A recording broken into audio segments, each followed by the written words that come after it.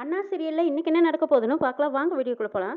சவுந்தரபாண்டி சூடமணி கிட்ட போய் இந்த கொலையை நீ ஏத்துக்கோன்னு கேக்குறாங்க. அண்ணன் நானாங்கிறாங்க. ஆமா நீ எனக்கு கூட பிறந்தவ மாதிரி தானேங்கிறாங்க. நீ ஒன்றும் பயப்படாத, 2 மாசத்துல இந்த கேஸ் ஒன்றும் இல்லாம நான் உனக்கு வெளியில கொண்டு வந்துருவேங்கிறாங்க. அப்ப என் பிள்ளைங்கன்னு கேக்குறாங்க சூடாமணி. அதெல்லாம் நானும் பாக்கியம் பார்த்துக்க மாட்டோமா? சண்முகத்தை பெரிய ஆளாக்கி அவனை நல்லா படிக்க வச்சு என்னோட புள்ள பரணி அவனுக்கு கட்டி வைப்பேன். 3 பிள்ளைகளையும் நல்ல இடத்துல நான் கல்யாணம் பண்ணி வைப்பேன். எனக்காக வேண்டாம், நம்ம அப்பா முருகனுக்காக இந்த கொலையை ஏத்துக்க சூடாமணி. சவுந்தரபாண்டி பட்டுன்னு சூடாமணி காலில் விழுந்துடுறாங்க. என்னை அண்ணா அண்ணான்னு வாய் நம்ப கூப்பிடுவீங்களா? அதெல்லாம் பொய்யா? என்னை அண்ணனா நீ மனசார நினைக்கிறதா இருந்தா இந்த கொலையை ஏத்துக்க சூடாமணிங்கிறாங்க. அண்ணே சண்முகத்துக்கு பரணியை கட்டி வைப்பீங்களா? என் பொண்ணுங்க 3 பேர்த்தையும் கரை சேர்த்திடுவீங்களான்னு கேட்குறாங்க. பரணி சத்தியமா நான் பொண்ணுங்களை கரை சேர்த்திடுவேன், சண்முகத்துக்கு பரணியும் கல்யாணம் பண்ணி வச்சிருவேங்கிறாங்க. அண்ணே கத்தியை என்கிட்ட கொடுங்க, கொலையை நான் ஏத்துக்கிறேன்னு சூடாமணி கத்தியை கையில வாங்கிட்டு வந்து கொலையை ஏத்துக்கிறாங்க. கதையெல்லாம் கேட்டுட்டு இருந்த பரணி, அத்தை பெரிய தப்பு பண்ணிட்டீங்களா அத்தை? கோர்ட்ல விசாரணை நடந்திருக்குமல்ல, அங்க நீங்க உண்மையை சொல்லியிருக்க வேண்டியதான்னு கேட்குறாங்க பரணி.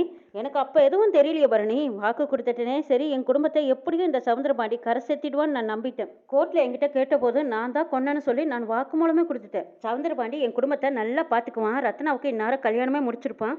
இந்த வயசுல உனக்கும் சண்முகத்துக்கும் கல்யாணம் பண்ணி வச்சிருப்பான்னு நான் அந்த ஜெயிலுக்குள்ளேயே என் பிள்ளைங்களை நான் கொஞ்சிக்கிட்டே வளர்த்தேன். எவ்வளோ பெரிய பைத்தியக்காரியா இருந்திருக்கிறேன்னு சூடமணி சொல்லி எழுதுறாங்க.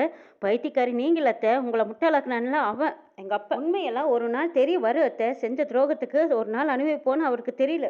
ஜெயிலுக்குள்ளே வரும்போது நான் சந்தோஷமாக தான் வந்தேன். அண்ணனுக்காகத்தானே ஜெயிலுக்குள்ளே வந்தோம், என் பிள்ளைங்களுக்காகத்தானே ஜெயிலுக்குள்ளே வந்தோன்னு சந்தோஷப்பட்டேன். வைகுண்டத்துக்கிட்ட மட்டும் ஒரு வார்த்தை சொல்லாமல் வந்துட்டவேன்னு அந்த ஒரே ஒரு குறையை தவிர நான் ஜெயிலுக்குள்ளே எந்த குறையும் இல்லாமல் தான் இருந்தேன். சரியத்தா, அந்த ஆள் உங்களுக்கு கொடுத்த வாக்கை நிறைவேற்றினாரான்னு பரணி கேட்குறாங்க. நிறைவேற்றிருப்பான்னு நான் நம்பிக்கிட்டு இருந்தேம்மா. அதுக்கப்புறம் தான் அவன் என்னென்ன செஞ்சான்னு இவன் வந்து சொன்னதுக்கு அப்புறம் தான் எனக்கு தெரிஞ்சதுன்னு சூடாமணி சண்முகத்தை பார்த்து சொல்றாங்க. எல்லாம் தெரிஞ்சும் எங்க அப்பனை நீ சும்மா விட்டுருக்கிறேன்னு பரணி கேட்குறாங்க. நான் என்ன செய்ய, எங்க அம்மா தான் கையை கட்டி போட்டுருச்சு. அதையும் தாண்டி ஒவ்வொரு தாட்டியும் வெட்ட போகும்போதெல்லாம் நீ தானே தடுத்த. இவ்வளவெல்லாம் நடந்திருக்குன்னு எனக்கு தெரியாதுடா. தெரிஞ்சிருந்தா நானே கத்தி எடுத்துக்கிட்டு போய் அந்த ஆளை அறுத்து வீசிருப்பேன். இது எல்லாத்தையும் என்கிட்ட சொல்லியிருக்கலாமல்லன்னு பரணி கேட்டுட்டு இருக்கிறாங்க. நான் தான் சொல்ல வேண்டாம்னு சொல்லிட்டேன். ஒரே நிமிஷத்துல அவனை கொண்டு போட்டுட்டா மொத்த குடும்பமும் அனுபவிச்ச வேதனை அவனுக்கு எப்படி புரியும்னு கேட்குறாங்க சூடாமணி. அத்தை என்னால் கோபத்தை அடக்க முடியல. சே, அந்த ஆளெல்லாம் ஒரு மனுஷனானு சொல்றாங்க பரணி.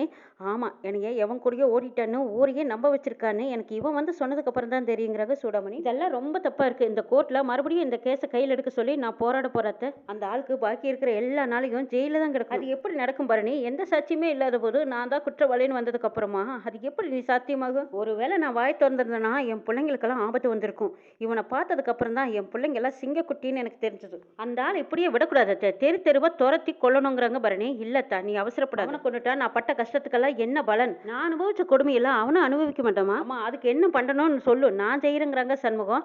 நல்லா கேட்க சண்முகம். கோயில் நகையை கொள்ளையடிச்சது அந்த சவுந்தரபாண்டி தான். இன்னும் அந்த நகையெல்லாம் அவங்ககிட்ட தான் இருக்கணும். அந்த நகைவெல்லாம் நீ மீட்கணும்ப்பா. என் பேர்ல பெரிய சுமையான கலங்கத்தை ஒன்று ஏற்படுத்தியிருக்கானே, அதெல்லாம் பொய்னு ஊர் முன்னாடி நிரூபிக்கணும். எப்படி என்னோட மானம் மரியாதை அம்பட்டும் போச்சோ அதே மாதிரி அவனோட மானம் மரியாதை அம்பட்டும் போய் அவனை ஜெயிலுக்கு அனுப்பணும். அது என் கண்ணு முன்னாடியே நடக்கணும் சண்முகம். அதுக்கு முன்னாடி என் பிள்ளை ரத்னாவுக்கு நீ கல்யாணம் ஏற்பாடு பண்ணு. அந்த கல்யாணத்துக்கு நான் வந்து நிற்கணும். அதான் அந்த சவுந்தரபாண்டி முன்னாடி வந்து நிற்கணும். அவன் பார்க்க என் பொண்ணை நான் ஆசீர்வாதம் பண்ணணும். இதை உன்னால கட்டாயமா பண்ண முடியுமான்னு கேட்குறாங்க சண்முகம். சரிங்கிறாங்க. இப்போவே நீ பரவலுக்கு ஏற்பாடு பண்ணினா தான் கல்யாணத்துக்கு என்னால் வர முடியுங்கிறாங்க சூடாமணி. அதெல்லாம் ஒரு பெரிய விஷயமே இல்லை, அதெல்லாம் ஏற்பாடு பண்ணிக்கலாங்கிறாங்க பரணி. அந்த சவுந்தரபாண்டி அசிங்கப்படணும் அவமானப்படணும்னா நீ நம்ம கோயிலுக்கு தர்மகர்த்தவா ஆகணும் சண்முகம். நீ போய் கோயிலுக்குள்ள கணக்கு பார்த்தீங்கன்னா தான் எல்லா உண்மையும் வெளியில கொண்டு வர முடியும். அத்தே, அவ்வளவு நாள் நம்ம காத்திருக்கணுமா? அந்த ஆளெல்லாம் உயிர் வாழவே தகுதி இல்லாத ஆள்னு பரணி கொதிக்கிறாங்க. அதான் நீ நினைக்கிற மாதிரியெல்லாம் அவ சாதாரணமான ஆள் கிடையாது. நீங்க 2 பேரும் அவசரப்பட்டு எதையாவது செஞ்சுடாதீங்க. நான் சொல்றதை கொஞ்சம் கேளுங்க. நான் சொல்ல சொல்ல நீங்க 2 பேரும் செய்யுங்க. அப்பதான் அவனால எல்லா வேதனையும் அம்பட்டு வேதனையும் அனுபவிக்க முடியும். எனக்காக செய்வீங்களான்னு கேட்டுக்கிறாங்க. உனக்காக நான் என்ன வேணாலும் செய்வோமா? சீக்கிரமா இந்த ஜெயிலேருந்து உன்னை நான் கூட்டிட்டு போறேங்கிறாங்க சண்முகம். சண்முகம் வெஸ்டிங் டைம் முடிஞ்சதுன்னு ஜெயிலரமா சொல்றாங்க. நான் சொன்ன மாதிரியே நீங்க 2 பேரும் கொஞ்ச நாள் பொறுமையா இருங்கன்னு சொல்றாங்க சூடாமணி. அத்தை, எது நடக்கணுமோ அது கண்டிப்பா கட்டாயமா நடக்குங்கிறாங்க பரணி. சண்முகம் பரணியே 2 பேர்த்தையும் 2 தோல்ல சாச்சு அழுதுட்டு பிரிய மனசு இல்லாம சூடாமணி திரும்பி திரும்பி பார்த்துக்கிட்டே போறாங்க. சண்முகம் நடந்ததெல்லாம் நினைச்சு மனசுல எவ்வளவு பாரமா இருக்கு. அம்மா சொல்ல சொல்ல என் மனசு வலிக்குது. எவ்வளவு பாரத்தையும் சுமையும் அம்மா போட்டு சுமந்துக்கிட்டு கிடக்குது இத்தனை வருஷமா. அம்மா இருக்கிற இடம் அப்பாவுக்கு தெரியக்கூடாதுன்னு தான் நினச்சேன். அப்பாவும் இதே மாதிரி தான் என்னை ஃபாலோ பண்ணி வந்து தெரிஞ்சுக்கிட்டாரு. இப்போ உனக்கும் தெரிஞ்சு போச்சு. சரி, தங்கச்சிகளுக்கோ அத்திக்கோ தெரிய வேண்டான்னுக்கிட்டு வராங்க. இங்கேயே நான் போய் வண்டி எடுத்துகிட்டு வரேன்ட்டு போகிறாங்க சண்முகம். சவுந்தரபாண்டி எப்படியெல்லாம் சத்தியம் பண்ணி என் பொண்ணு பரணியை உன் பையனுக்கே கட்டி வைக்கிறேன், பிள்ளைகளை கரை சேர்த்துறேன்னு சொன்னதையெல்லாம் நினச்சி பார்த்துக்கிட்டு வராங்க பரணி. பரணி அவ்வளவு வெறித்தனமாக பார்த்துட்டு இருக்கிறாங்க. அங்கே இளநி கடைக்காரரு இளநியை சீவுன்னு சீவிக்கிட்டு இருக்கிறாங்க. என்னல இளநி வேணுமான்னு கேட்குறாங்க. இளநி கடைக்கு நின்று பக்கமாக ஓடுறாங்க பரணி. போனதும் பரணி அருவாளை தூக்கிட்டாங்க. ஏய் இப்போ எதுக்குல அருவாள் எடுத்துருக்கிறேன்னு சண்முகம் கேட்டு முடிக்கிறதுக்கு முன்னாடியே பரணி வெகு வேகமாக அருவாள் எடுத்துக்கிட்டு போகிறாங்க. பின்னாடியே ஓடுறாங்க சண்முகம். ஏய் கொஞ்சம் நில்லு, எதுக்கு அருவாள் எடுத்துக்கிட்டு போறேன்னு கேட்குறாங்க. ஆமாம் நீ செய்யாத, நான் செஞ்சு முடிக்க போகிறேன். சவுந்தரபாண்டிக்கு ஆயுசு முடிஞ்சு போச்சு இதோட. அவனை நான் இன்னைக்கு வெட்டாத விட மாட்டேங்கிறாங்க பரணி. இல்லை என்னல கண்டபடி வளர்ற அம்மா அவங்ககிட்ட என்ன சொல்லிச்சு, தேவையில்லாமல் வளர்ற, பொறுமையாக இருன்னு சொல்லிச்சுல.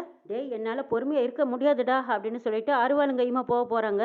அந்த இளநீ கிடக்க ரோடி வந்து சார் சார் என்னோட அருவா வேணும் எனக்கு அப்படின்னு வந்து கேட்குறாங்க. கொடுத்துருக்கா அப்படின்னு கெஞ்சும்போது டேய் அப்படின்னு அருவாளும் கையுமா மிரட்டுறாங்க. மிரட்டினதும் அவரும் பயந்துக்கிட்டாரு. அச்சோ என்னது சாமி தான் வந்துருச்சா, சாமி ஆடுது அந்த அக்கா. என்னல நடு ரோட்டில் இப்படி எல்லாம் வச்சு மிரட்டிட்டு இருக்கிற, முதல்ல அருவாள் கொடு அப்படின்னு வாங்குறாங்க சண்முகம். இங்க ஒரு டாக்டர் எல்லாரும் என்ன நினைப்பாங்கங்கிறாங்க. இல்லை முடியாது, துரோகி சவுந்தரபாண்டியை வெட்டாம விட மாட்டேன்டா, தடுத்தின்னு வச்சுக்கோ, உன்னையும் வெட்டிடுவேன்னு அருவாளை காட்டுறாங்க.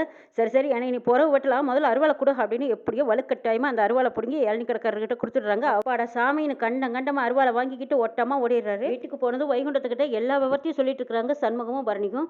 என் சூடாமணி இவ்வளவு வேதனை அனுபவிச்சிருக்காளா, ஐயோ அந்த படுபாவி போய் நாசமா போயிடுவேன். என் அப்பா முருகன் எல்லாத்தையும் பார்த்துக்கிட்டு தானே இருக்கா. என்னமாமா நடக்குது, 20 வருஷமா ஒத்த பொம்பளை என்னமா பாடுபடுத்திருக்கா, என்னமா எங்க அப்பா பாடப்படுத்திருக்கா. நீங்க 2 பேரும் எனத்தை கிழிச்சிங்க.